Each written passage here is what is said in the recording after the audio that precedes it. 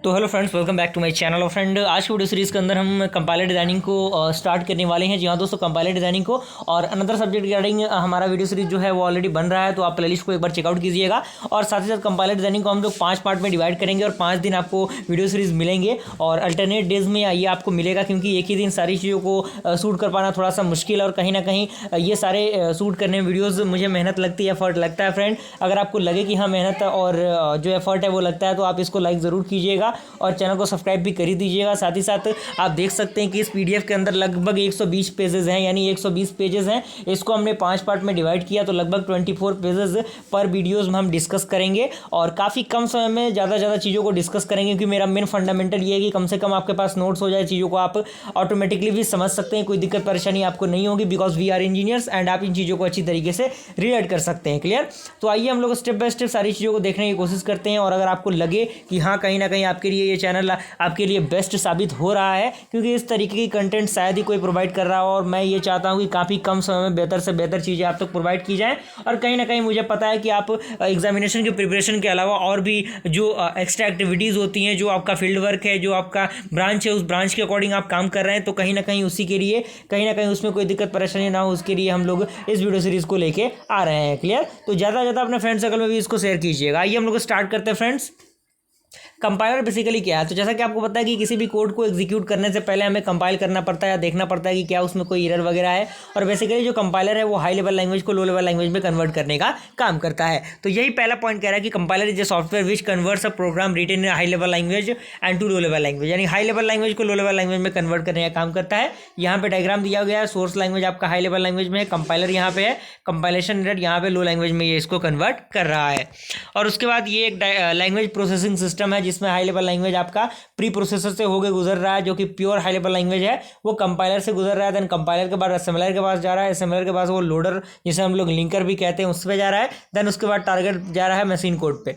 और कहीं ना कहीं ये प्रोसीजर हो रहा है स्टेप बाय स्टेप, और एग्जामिनेशन में ये सारी चीज़ें बहुत ज़्यादा ज़रूरी है।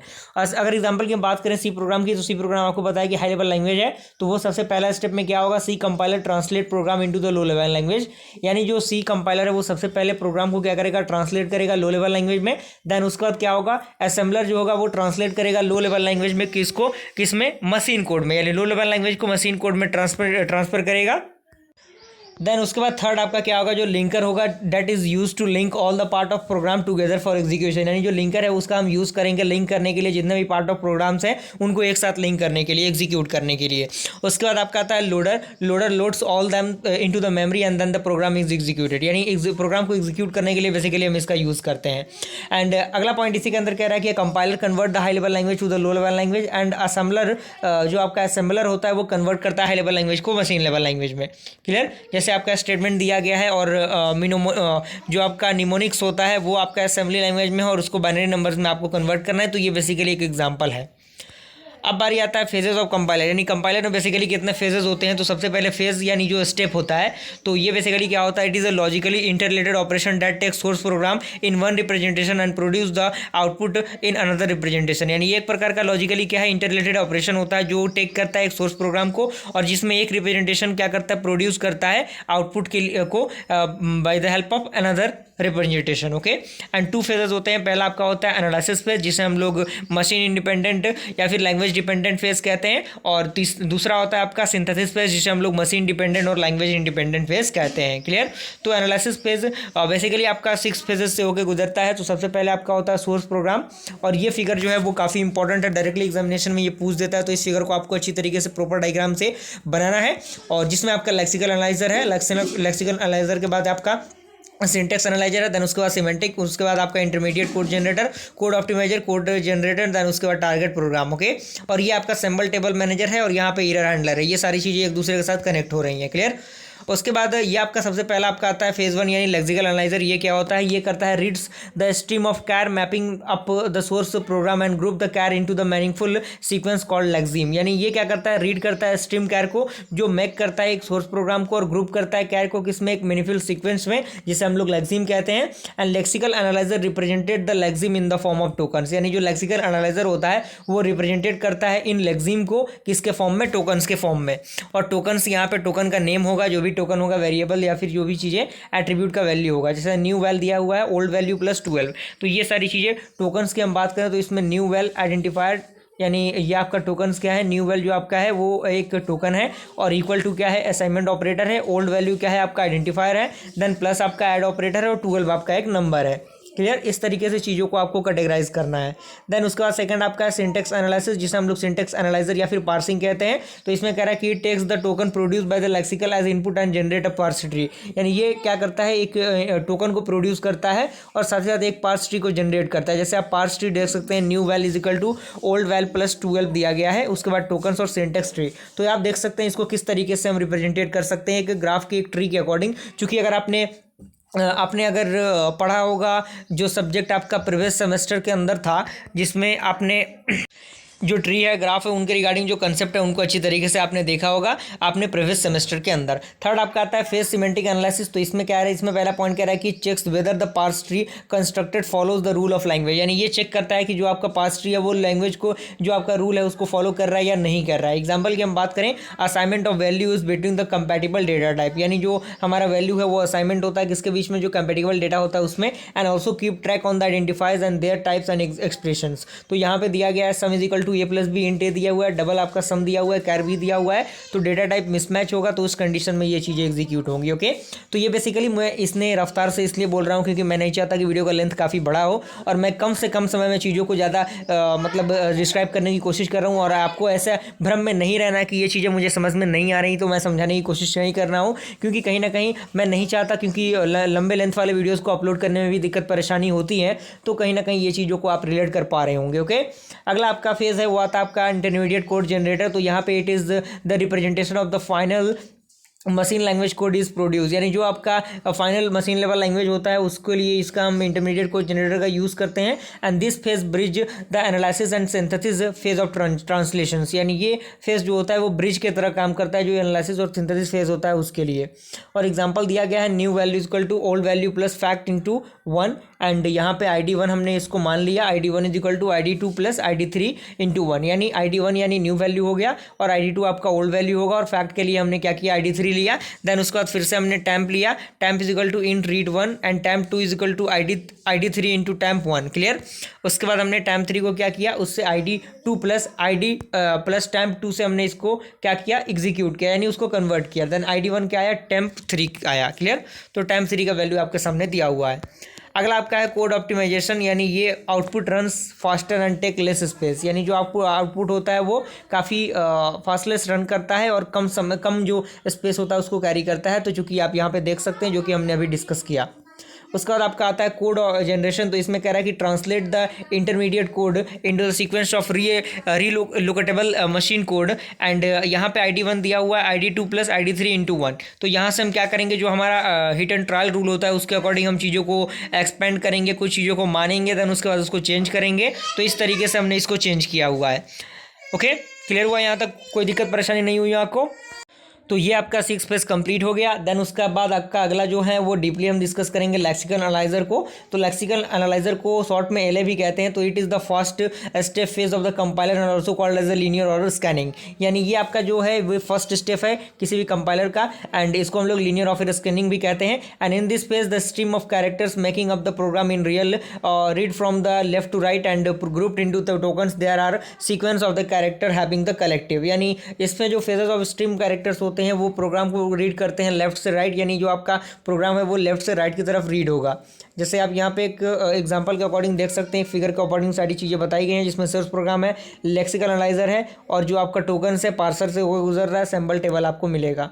And upon receiving the get next token, यानी जब हम गेट नेक्स्ट टोकन को रिसीव करेंगे तो जो command from the parser the lexical analyser read the input char until it can be identified next token, यानी उस कंडीशन में जो आपका कैरेक्टर होगा वो चीज़ों को नेक्स्ट टोकन्स को क्या करेगा, आइडेंटिफाई करेगा। एंड लेक्सिकल एनालाइजर में also perform the certain secondary task as user interface, यानी जो लेक्सिकल एनालाइजर होगा वो परफॉर्म करेगा कुछ सेकेंडरी टास्क को एक यूजर इंटरफेस की तरह। And one such task is stripping out from the source program and the command and white space in the form of blank new line and character. Okay, and another is correlating errors message from the compiler the source program. Okay, then उसके बाद आपका cross जो आपका compiler होता है वो क्या होता होता है, ये भी एक टर्म आता है। तो इसमें कह रहा है कि cross compiler is a type of compiler that generate the machine code target to run on a system and different to the one generating it. यानी जो क्रॉस कंपाइलर होता है एक प्रकार का टाइप होता है जो आपका कंपाइलर होता है जो जनरेट करता है एक मशीन कोड को जो टारगेट करता है रन सिस्टम को एक डिफरेंट जनरेटिंग में।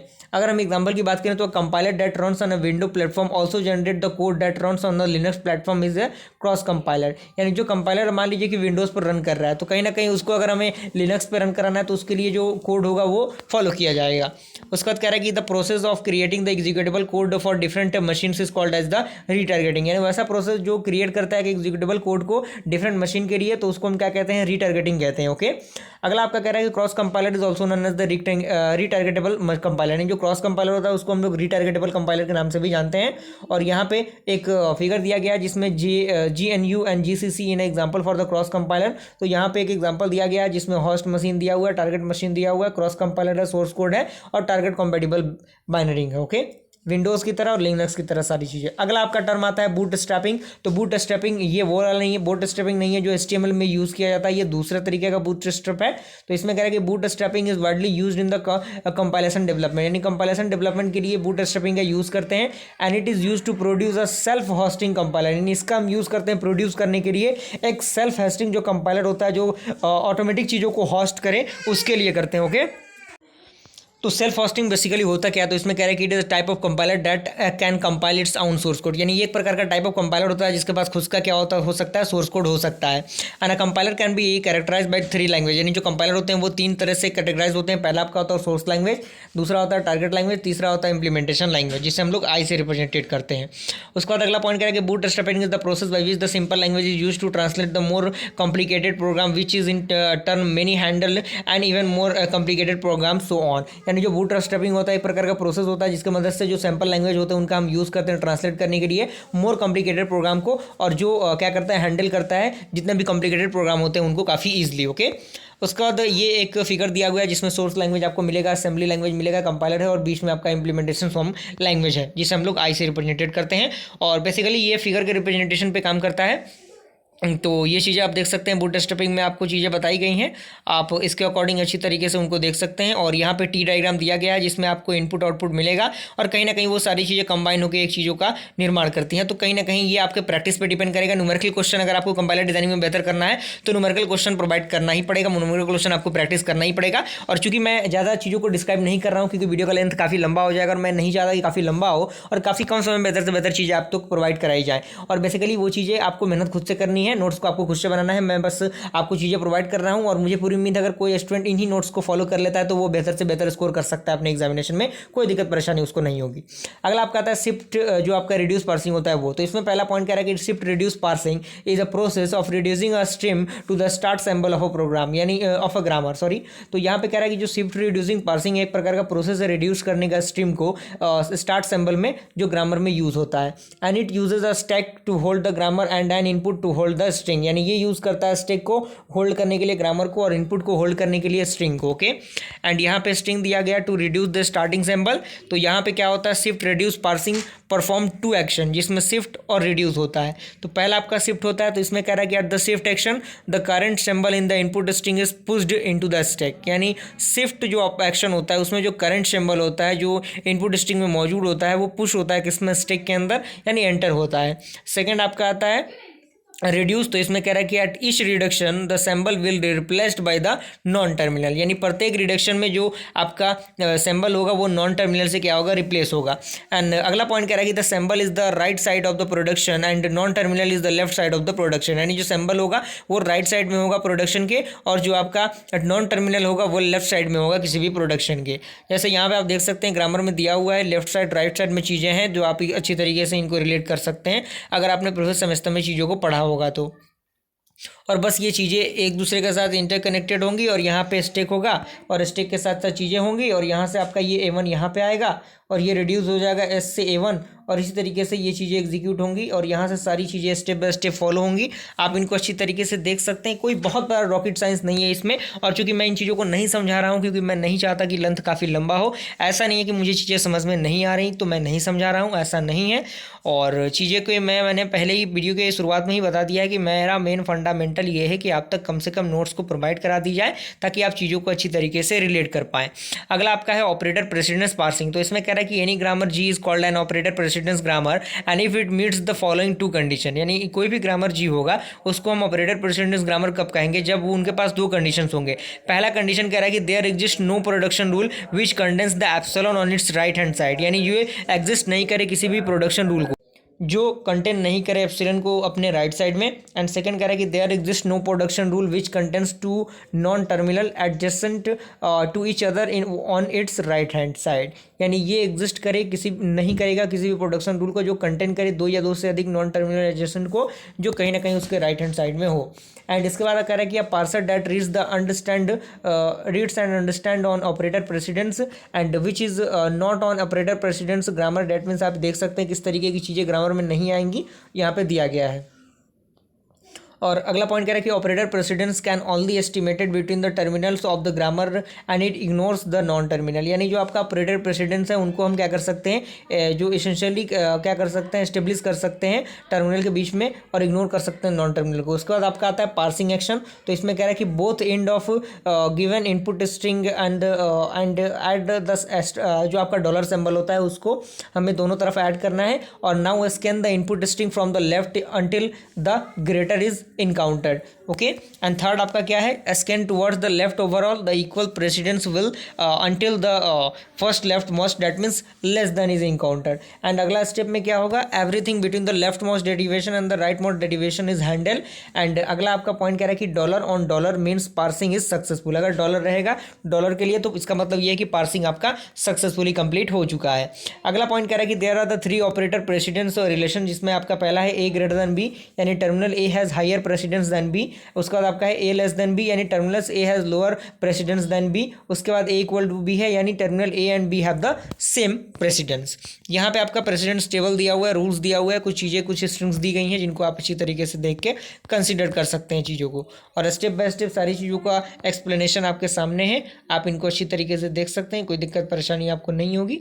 बस सारी चीज़ें प्रैक्टिस पे डिपेंड है और चूंकि आप प्रैक्टिस नहीं करेंगे चीज़ें क्लियर नहीं हो पाएंगे क्लियर। तो यहाँ तक मुझे पूरी उम्मीद है कि सारी चीज़ें समझ में आ गई होंगी। मिलते हैं फ्रेंड्स ऐसे ही इंटरेस्टिंग वीडियो के साथ ही साथ आप प्लेलिस्ट को एक्सेस कर लीजिएगा क्योंकि सारी चीज़ें वहीं पे ऐड होंगी और सारी चीज़ें आपको कंप्लीट करनी है और नोट्स को कम से कम आप बनाते चलिए, डेली बेसिस पे वीडियो सीरीज़ को देखते जाइए। और कहीं ना कहीं हमारा चैनल आपके लिए मेहनत कर रहा है तो बस आपके लिए चाहिए कि आप कम से कम एक सब्सक्राइबर तो लेके ही आइए। तो जल्द से जल्द हमारा जो सब्सक्राइबर है वो भी 10K फैमिली को क्रॉस कर जाएगा। मिलते हैं अगले वीडियो में, तब तक के लिए थैंक यू।